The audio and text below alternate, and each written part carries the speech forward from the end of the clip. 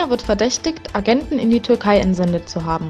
Der Zeitschrift Turkestan Times zufolge sind Frauen, die eine Veranstaltung in Istanbul anlässlich des Tages der Menschenrechte besuchten, bei einem anschließenden Besuch in einem uigurischen Restaurant von Agenten aufgesucht, ausgefragt und bedroht worden.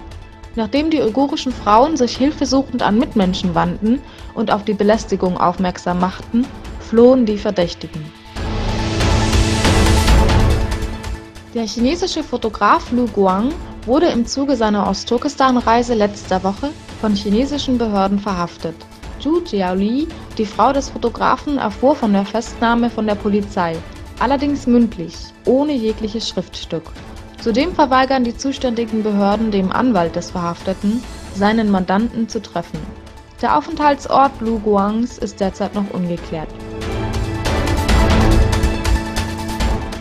Dr. Abdul Waris Hotun, Direktor von Uyghur Media, traf den berühmten Prediger und Gründer von Peace TV, Zakir Naik. Hotun berichtete von den neuesten Erkenntnissen über die Problematik in Ostturkestan. Die Trump-Regierung bereitet sich auf eine Kampfansage gegen China vor.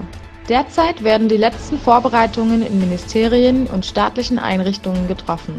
Der erste Zug wird vom Justizministerium erwartet. Ziele Washingtons sind das chinesische Sicherheitsministerium und der Geheimdienst.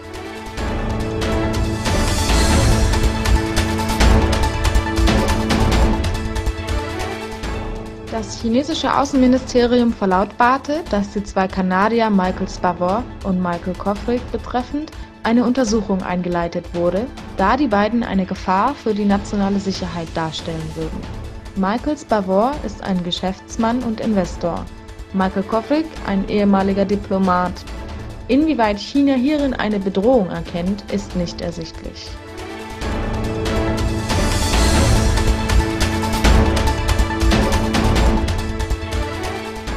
Vergangenen Donnerstag führte die Firma Virgin Galactic einen erfolgreichen Weltraumtestflug durch.